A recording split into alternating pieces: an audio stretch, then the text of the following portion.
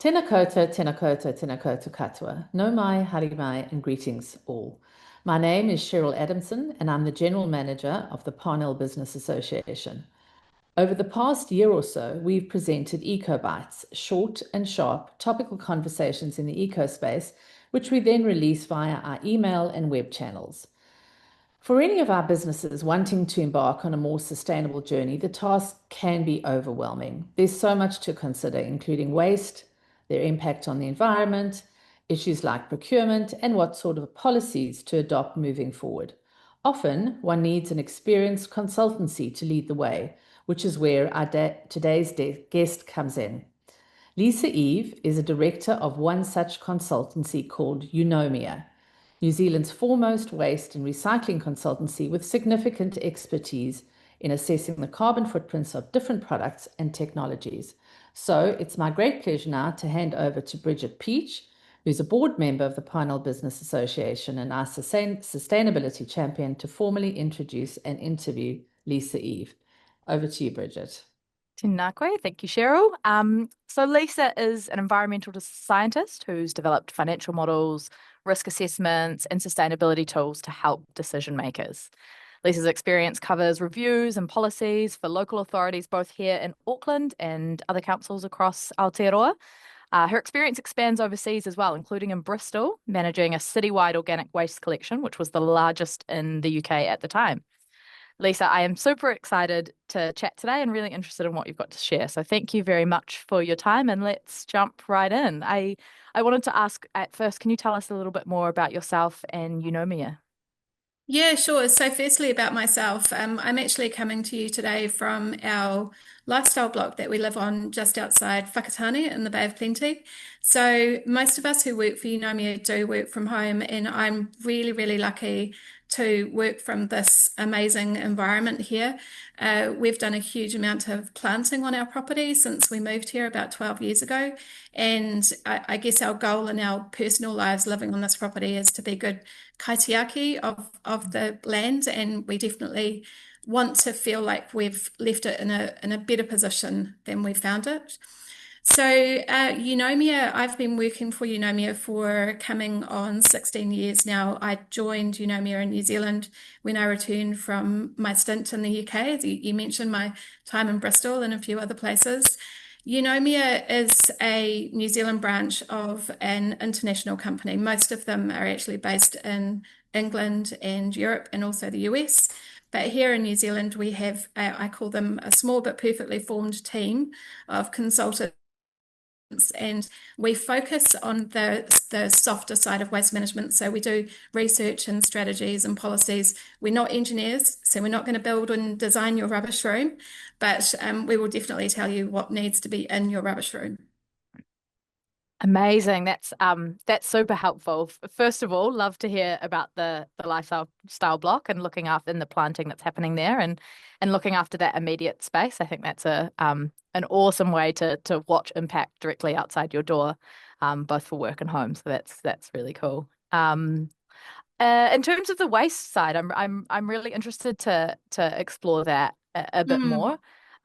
Interested to hear some of your thoughts about waste and your experience in working through that with various councils over your time. Yeah, sure. So I actually started off working in waste in Auckland City Council when it existed. And like many people who joined the waste sector around my time, which was over 25 years ago, we actually ended up in it by accident. I studied environmental science at university. I was going to go out and walk around the bush and count birds and trees. And then while I was looking for that perfect dock job to come along, I ended up working as a temp for Auckland City Council. Soon after I joined there, their recycling officer went on maternity leave, and they said, "Hey, Lisa, you're a greenie type person. Do you want to come and do this job for a while?" And that was it. I've never left. So I find council is a really interesting space because pretty much everybody who lives in a council's area has an interaction with their council that relates to waste, whether you're a household putting your waste out on the curb, or potentially whether you're a business trying to find ways to reduce the waste that you're producing. And one of the really interesting projects that we're working on at the moment that your members would probably like to hear about is for Auckland Council looking at what we call mismanaged waste. So this is waste that ends up potentially in the street environment or on vacant properties. It's known as litter or illegal dumping. But what we're trying to understand are the reasons behind litter and illegal dumping behaviour so that we can try and help Auckland Council find ways to maybe prevent some of this behaviour and to help educate people about what the right ways are to manage that waste. That is really fascinating to hear and to unpack all of that, because where you talked a little while ago about focusing on the softer side as well. I think at the end of the day, it always does come down to in terms of waste, it always does come down to people and how they use it and the processes that exist behind it. So trying to look at that whole picture of how to manage that is complex but really important. Absolutely. And I think a really big change that I've seen in the time that I've been involved in the waste sector is when I first started, there was a real focus on just pick it up, put it in a truck, take it to a landfill. And the people who worked in the waste sector tended to be honest, the older white men. They were the engineers. They ran the transfer stations and the landfills. And then over the time I've been involved in the sector, there's become much more of a focus and much more of an interest in what we can actually do about our waste problem, because it is a problem in this country. And so there's a lot more work happening in the sector on trying to educate people about doing things better, behaviour change, recycling, waste minimisation, the circular economy. All of those kinds of aspects are becoming much, much more interesting for people. Yeah, that's super helpful. I wanted to jump to a question that kind of leads on from that. What do you think holds people back from action, or whether it would be on the flip side, what really does support that? Yes, yeah. So when we look at how people behave with their waste, we tend to break them up into a bunch of groups. And probably the two most interesting groups is there is a group who always wants to try and do the right thing. And they're at kind of one extreme end of the scale. And so with that group, all you really need to do is you just need to give them the information and you need to make it possible and as easy as possible for those people to do the right thing. But then at the other end of the scale, you've got a fairly resistant group who I think actually there's a real issue with people taking responsibility for the waste that they produce in their lives. And I don't know if this is because councils in particular have got very, very good at managing people's waste problems, but there really does seem to be an issue with people taking personal responsibility for their waste. It is their waste, they do produce it, and so they do need to take responsibility for trying to make sure that it is managed properly. And that is a really interesting group that I quite like trying to work with. Fascinating, challenging, but really fascinating. For sure. I'm interested, you talk a little bit about construction and demolition waste as well. I wondered if you could talk to that a little bit more. I think maybe for Parnell businesses, it's also relevant in terms of refits or refurbishments or shop fit outs or Sure. moving in. What is the kind of state of construction demolition waste, or what are some of your thoughts on that? Yeah, so totally construction and demolition waste during the construction of an actual building is one of our biggest problems when it comes to waste in New Zealand. It is the single biggest waste stream that we do send to landfills, and a lot of it really doesn't need to be going there. And one of the main ways that you can try and reduce the amount of construction waste is by thinking about it right from the very start of a construction project. So this is trying to encourage clients and designers and builders to really be thinking about what they're doing at those very early stages. But then during the life of a building is also really important. And as you say, frequently when people do move into a new office, the desks and the chairs and the fittings might just get thrown out and then we'll start again at the new place. And this is where I think a recent initiative by Auckland Council has had a massive impact, and that's the development of the Community Recycling Centre network around the region. And this is supported by a number of really significant logistics bases. So what they're able to do is if you're moving out of your building and you're like, these chairs and these desks have got to go, we need to be out of this building in a week, they need to go somewhere. They're actually able to take all of that material somewhere so that it can be stored and then distributed out to the centres over a period of time so that it can be sold back into the community. So really encourage businesses, if you are looking at a shift, that service is there, and Auckland Council are really keen to help. Oh, that's such a awesome piece of information for businesses to be aware of. So thank you so much for sharing that. I'm interested to jump in some of the drivers for your work, and what you do. Yeah, so as I said, I originally studied environmental science at university, and I absolutely, I'm a greenie at heart. Environmental issues are something that I care a lot about, both in my personal life and in my work life. And then when I ended up in the waste sector, I guess the initial focus was really about recycling. That's what everybody was talking about at the time. But more recently, we've become really aware of the impact that waste has in terms of greenhouse gas emissions as well. And one of the things I find people are often really confused about is what actually happens to their rubbish when they throw it out. When it goes into a landfill, a lot of people think a landfill is basically a giant compost heap. So, it doesn't matter if you throw paper and cardboard and food and whatever else in there, it's just going to break down and it'll be fine. But what actually happens in a landfill is really, really different.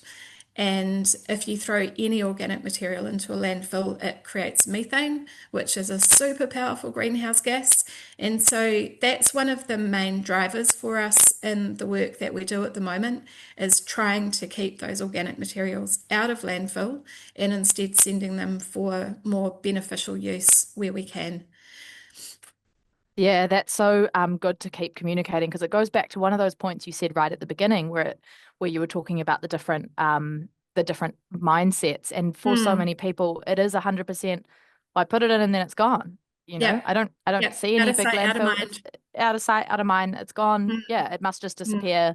Yeah. And yeah, really understanding the impact that it has over time is massive. So It yeah, is. really. It's roughly, I think, in the last emissions inventory, it was about 7% of our greenhouse gas emissions in New Zealand came from the waste sector, and the vast majority of that is methane that's coming out of landfills. And so this is when people often get quite surprised when I, as a waste consultant, I'm not actually massively stressed about what's going on with plastic packaging. If we can recycle plastic packaging, that's amazing. There are certain types of plastic packaging that are super recyclable, and we should be doing that. But actually, when you think about materials going into a landfill, that organic waste is going to produce far more of an impact than potentially, that plastic bag does. And so people are often quite surprised when I'm like, yeah, we can talk about trying to find alternatives for plastic packaging, but actually, can we talk about what you're doing with your food waste and why you're throwing that into your rubbish first? Fascinating. And it must be really interesting to look at that across Aotearoa as well, because different um, councils and different landfill stations will have different ways of managing all of that. So, For so sure. big Yeah, and challenges. this is one of the reasons why a lot of councils in New Zealand have been introducing food scraps collections recently, and Auckland Mm, Council obviously is one of those. And I think that's a really important message to get across to people is, we're not just doing this for fun. It's mm, actually really important to get those food mm. scraps out of landfill, not least because they're actually a lost resource when they go into landfills. They're actually creating environmental harm as well. Yeah, yeah. We're coming to the end of the year, and we're coming to, I guess, end of time. So I've got a few more quick questions. But what do you want to see? What's on your sustainability agenda, or what do you want to see in the sustainability space next year? Next year, I'd really, really love to see some action taken on some of these initiatives that require central government leadership. So often, when people talk to us about their waste, they see a lot of barriers in terms of packaging. So when they buy a product, they don't actually have any control over how that product is packaged before it comes to them. And so we've done a lot of work in the sector on trying to encourage things like product stewardship schemes for difficult materials like batteries, for example, but also work on introducing a container return scheme for New Zealand. And for an idea that supposedly has cross-party support at the national level, it's been incredibly difficult and incredibly time-consuming trying to make this happen. So that's something that I would really like to see some progress made on over the next year, is some of those national initiatives that we really, really need. Absolutely. Yeah, that container return scheme would be fantastic. Yeah. Wrapping up, I guess if there's one piece of advice you'd like to share with Parnell businesses about sustainability, or a suggestion you could give to someone, what would that be? So I guess probably the main message that I would give them is that there's a huge amount happening in this sector at the moment. There's a huge amount of work being done on trying to make sure that the alternatives are there for people to do the right thing. And in a lot of cases, I think it's just the matter of somebody picking up the phone and just saying, hey, we could do with a little bit of advice and a little bit of support here. Could maybe somebody just pop into the office, have a bit of a look around and give us some suggestions, really simple things that we could be doing that will make things better. And it doesn't have to be hard. Just pick the top three and then make them happen, and then move on to the next three. But the support is there. Just need to go out and look for it. Yeah, that's a really, really good point. The support's there. Go out and look for it. Ask the question. A few Yeah. small steps along the way. That's super helpful. Well, yes, thank you so much. I feel like I could have chatted for a very long time and dive deep into some of those. So really, really appreciate you Come down and plant some chatting to trees us. sometime. Oh, fabulous. Sold. See you soon. Great. Thank you, Lisa. Okay, cheers. Thanks.